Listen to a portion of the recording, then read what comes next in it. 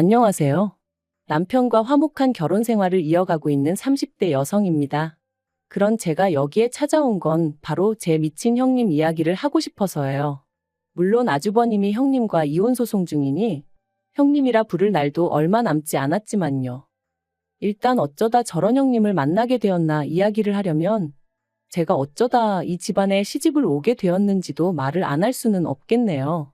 남편하고는 대학 CC였어요.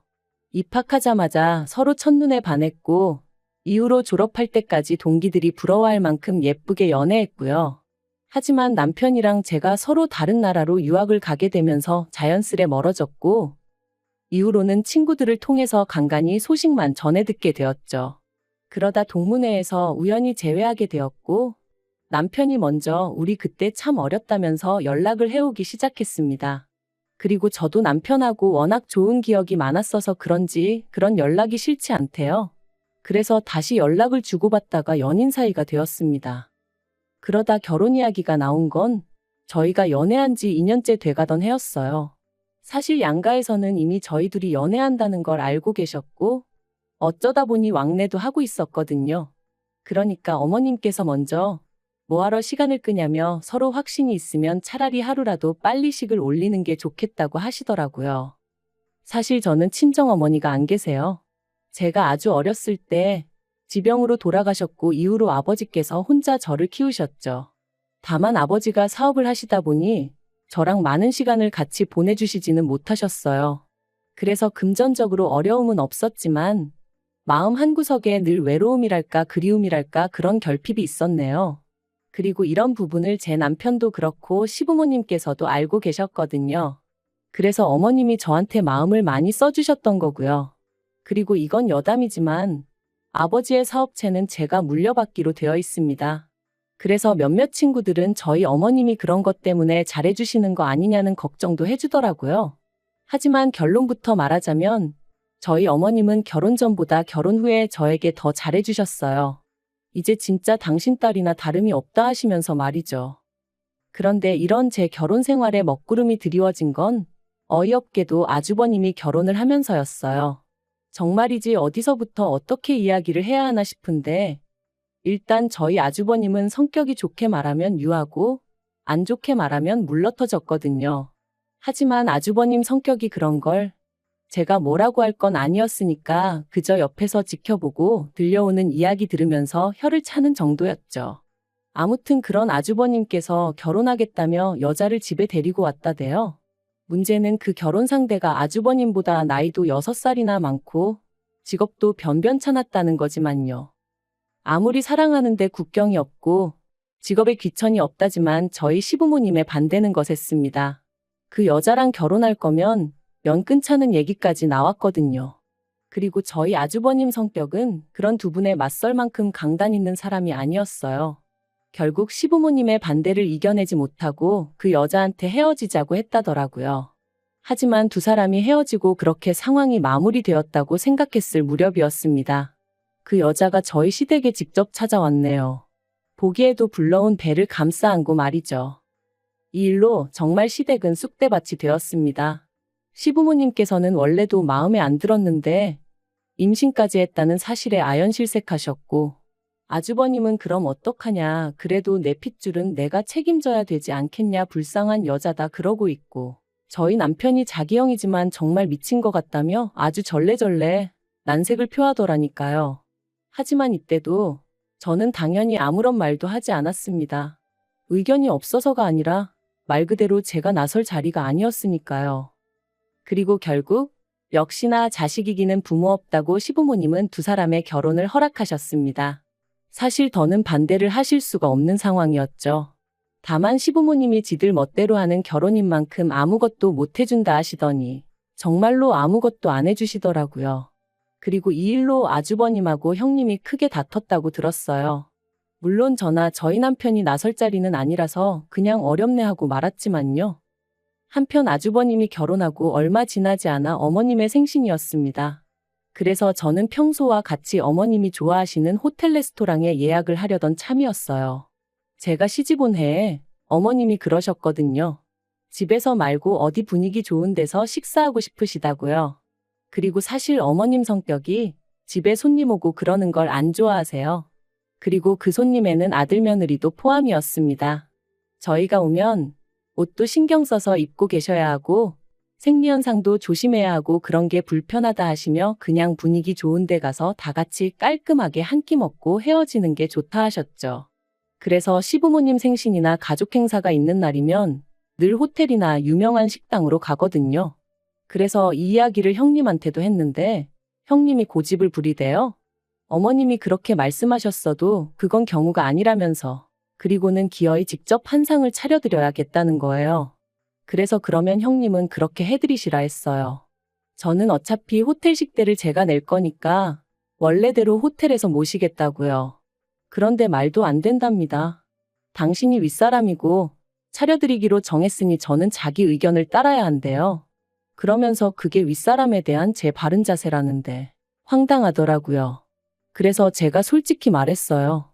저는 찌개나 밑반찬처럼 간단한 음식은 할 수 있어도 시부모님 모실 만한 요리 실력은 없다. 그러자 형님은 마치 건수라도 잡았다 싶었는지 그러면 더더욱 배울 생각을 해야지 내뺄 생각만 하느냐면서 자기가 저희 집에 와서 저를 가르쳐 줄 테니 배우라대요.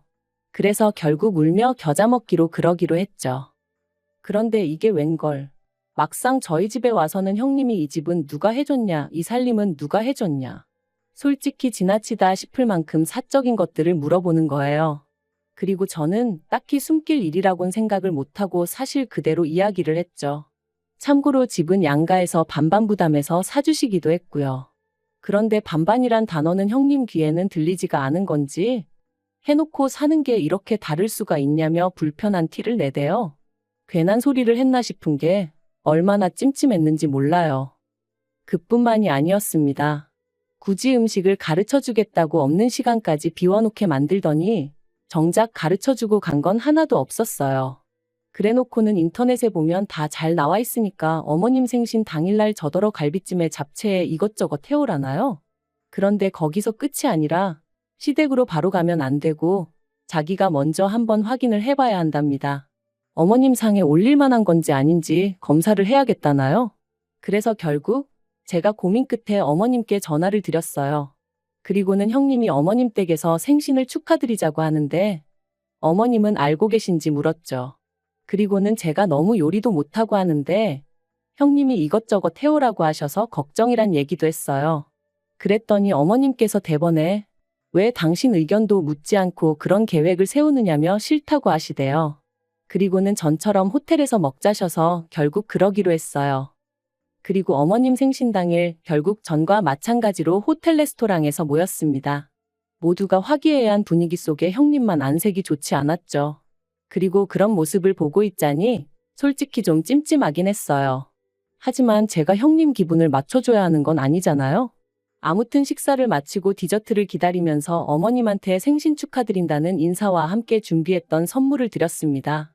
어머님이 예전에 제 핸드백 보고 너무 예쁘다고 하셨던 게 기억이 나서 같은 브랜드에서 좀 더 어른들이 편하게 드실 수 있는 걸로 샀거든요.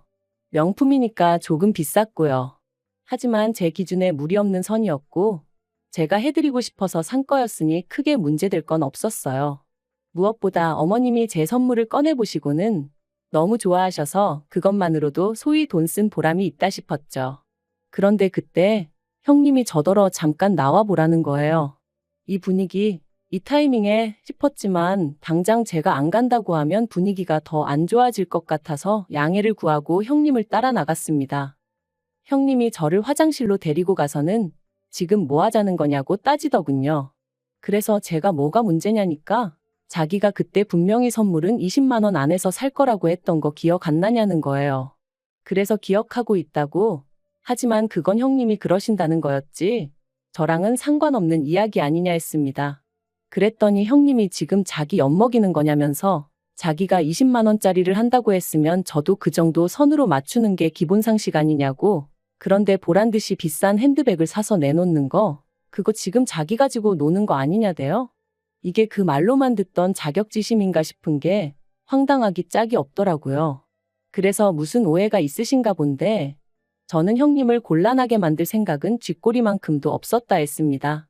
하지만 형님은 계속해서 저더러 그 핸드백을 사온 저희가 뭐냐 따지더니 급기야는 동서 혼자 어머님한테 예쁨 받으면 좋냐고 시비를 거는 거예요. 정말이지 말이 통하지 않는다는 게 이런 거구나 싶었죠. 그래서 제가 형님은 형님이 하고 싶은 만큼 하면 되는 거고 나는 내가 하고 싶은 만큼 하는 거라고 그뿐이다 했습니다. 한편 자리로 돌아와 마저 디저트 먹고 그렇게 어머님 생신 축하 자리는 좋게 마무리가 되었어요. 그리고 집으로 돌아오는 길에 남편이 아까 형수랑 무슨 이야기를 그렇게 했냐고 묻더라고요. 그래서 어머님 생신 선물 좋은 거 해드렸다고 욕만 잔뜩 먹었다니까 남편이 어이없단 표정으로 저를 쳐다보더니 너무 신경 쓰지 말라대요. 그래서 신경 안 쓸 거야 했습니다. 솔직히 제가 자기한테 돈을 빌려서 산 것도 아니고 제 돈 주고 제가 좋아서 해드린 건데 왜 욕을 먹었나 싶은 게 생각할수록 열받고 짜증났었거든요. 그런데 그날 저녁 다시 형님한테 전화가 걸려왔습니다. 그리고는 한다는 소리가 앞으로는 뭘 하던지 간에 자기하고 상의하고 허락을 구하라는 거예요. 그래서 제가 왜 그래야 하냐고 했습니다. 그랬더니 자기가 윗사람이니까 당연히 그렇게 해야 한다나요? 그래서 윗사람을 따질 거면 어머님이 제일 어른이시니 앞으로는 상의를 해도 어머님하고 하고 허락을 구해도 어머님한테 구하겠다 했어요.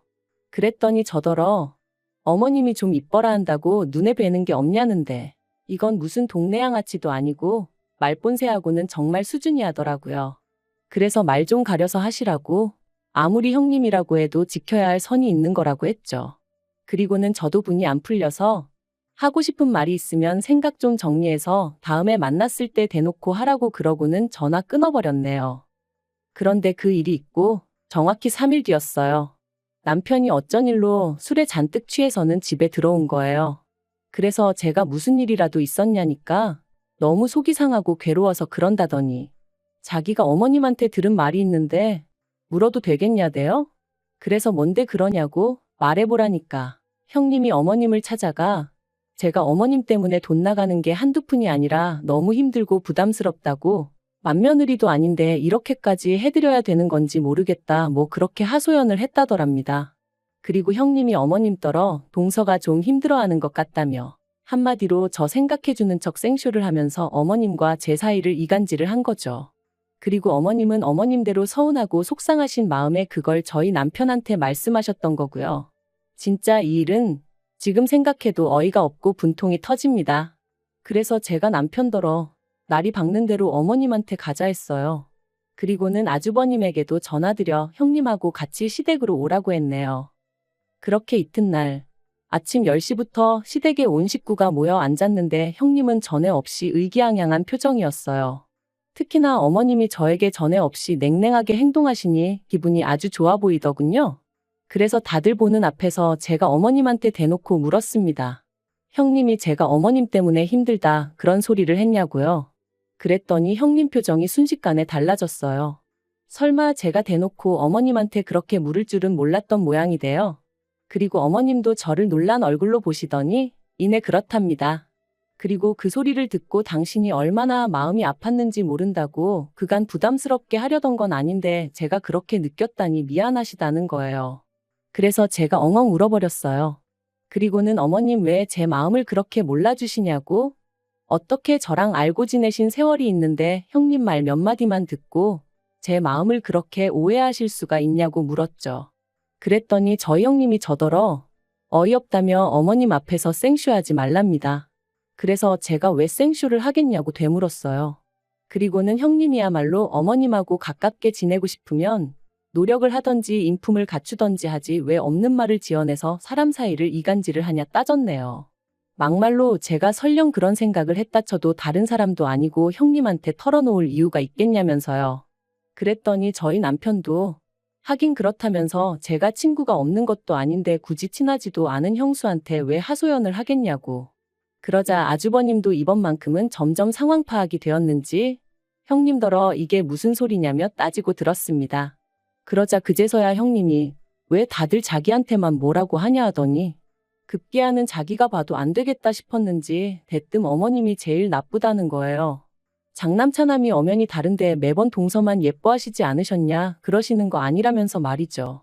어머님도 어머님대로 황당한 얼굴이셨지만 저도 정말 어이가 없었어요. 솔직히 자기가 이 집에 시집와서 한 게 뭐가 있다고? 어머님이 자기랑 나를 똑같이 대해주셔야 된다고 믿고 있는 건지 기도 안 차더라니까요. 그리고 그때 아주버님이 형님 뺨을 때렸습니다. 왜 화목한 집안 분위기를 흐트려 놓느냐면서 말이죠. 그리고 졸지의 분위기는 아주버님과 형님의 부부싸움으로 이어졌어요. 형님은 네가 뭔데 나를 때리냐면서 신고를 한 해 만에 난리가 났고, 조금도 미안해하는 기색 없는 형님한테 아주버님은 네가 그렇게 떳떳하냐 하더니 급기야는 이혼 이야기를 꺼냈습니다. 동시에 내가 지훈이 내 새끼 아닌 거 정말 모를 줄 알았냐면서 말이죠. 이때는 저도 저지만 시부모님 두 분 다 기함을 하셨어요. 그리고는 어쩐지 닮은 구석이 하나도 없더라는 저희 남편 말과 함께 그때부터 정말 쑥대밭이 되어버렸네요. 알고 보니 아주버님은 자기 애가 아닌 줄 알면서도 자기가 책임지기로 마음먹은 이상 어떻게든 가슴속에 품고 살려고 했었답니다. 그런데 형님이 잘 지내는 다른 식구들한테 해코지를 하는 걸 보니 이대로는 안 되겠다 싶으셨다네요. 저도 정말 이런 일을 제가 바로 곁에서 보게 될 줄은 몰랐는데 저희 아주버님만 불쌍하게 된 거죠 뭐. 아무튼 그래서 지금 아주버님네는 이혼 소송 중이고 뭐 그렇습니다. 어떻게 마무리를 해야 할지 모르겠는데 살다 보니 정말 별일이 다 있네요. 참, 그리고 어머님은 저에게 몇 번이나 사과를 하셨어요. 최소한 저한테 사실 확인이라도 먼저 하셨어야 하는데 그때는 왠지 괘씸하기도 하고 민망하기도 하고 그래서 소가리만 하셨다면서. 그리고 어쨌든 사람 관계라는 게 이럴 수도 저럴 수도 있다 생각하고 저도 더는 어머님 원망은 하지 않기로 했어요. 진짜 모녀들도 싸우고 화해하고 그러잖아요. 저도 어머님하고 좀 더 가까워지기 위한 과정이었다고 생각하려고요.